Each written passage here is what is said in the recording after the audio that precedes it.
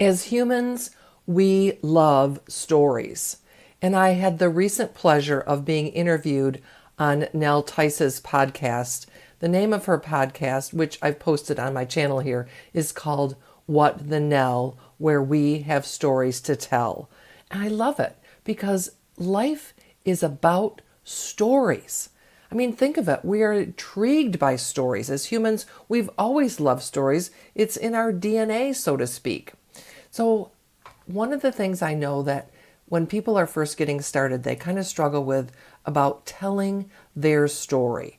And is their story worthy, if you will? There's a book about that, by the way, whose author's name I cannot think of. But my point in this video today is to give you some things to think about when you want to create a story to share with your audience, whether it's a video on your website or a social media post. We know video is more and more popular. And if you want to get your word out there, it is so important that you create video content. So here's just a few ideas that I want to share with you about what you can say, because this is where most people get stuck. So here's some story prompts. Why did you get started? What is your mission? What is your vision?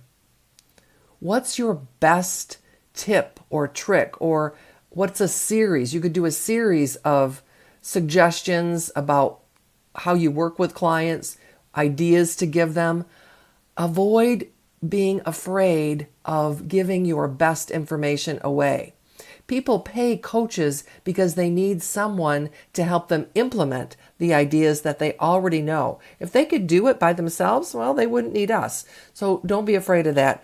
And then the last idea is a customer story. What's a customer success story that you could share? So let me just give you my version of these as I think about my business and why I started helping entrepreneurs, specifically coaches and consultants that struggle with self-promotion because they fear public speaking, getting on camera, or showing up at networking events and talking about their business.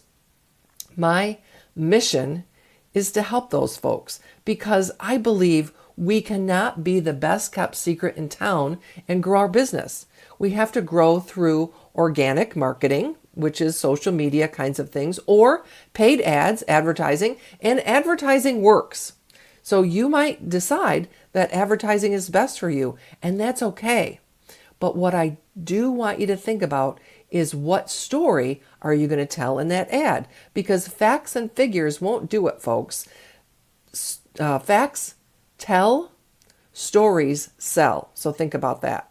My vision for me is to create a lifestyle business that I can help people remotely or in person, but I can work when I want, where I want. Isn't that everybody's dream today in this world of virtual? Well, maybe not everybody's, but that is my goal for my business. And I got started because the idea would not leave me alone. I tried, but it just got a hold of me and I had to move forward with it.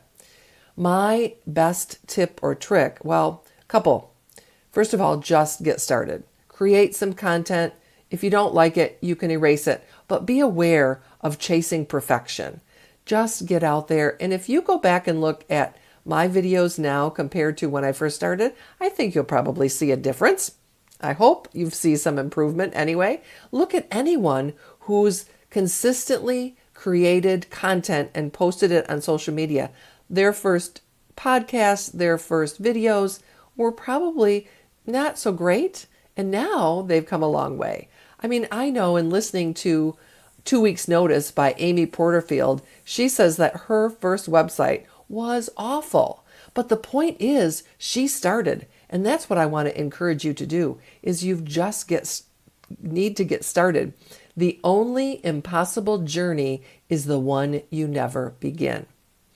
So my customer story, I've got a couple favorites, but one is helping someone she shared with me, took my course, and she is now being featured in a magazine. Her business is being featured in a magazine. And she was so excited when I ran into her at a networking event a month or so ago. And she said, had it not been for taking your course, I would have not had the courage to step out and contact that magazine and be interviewed for that article. So those are my ideas about storytelling. I would love to hear yours. What's a storytelling prompt that you've used? Oh, and one more thing. I would encourage you to keep a story journal and just write down ideas as they occur to you. And know that you don't always have to share your story. You can use an antidote, an example from somebody else's, and know that you can reuse your stories over and over. If you listen to Tony Robbins, he has a few key stories he tells again and again, and that's okay. So if you liked this video, please feel free to share it with someone. If you haven't done so already, subscribe to my channel, and as I already indicated, leave a comment below because I love to hear from my viewers. Thanks. Leslie Fioranzo signing off till next time.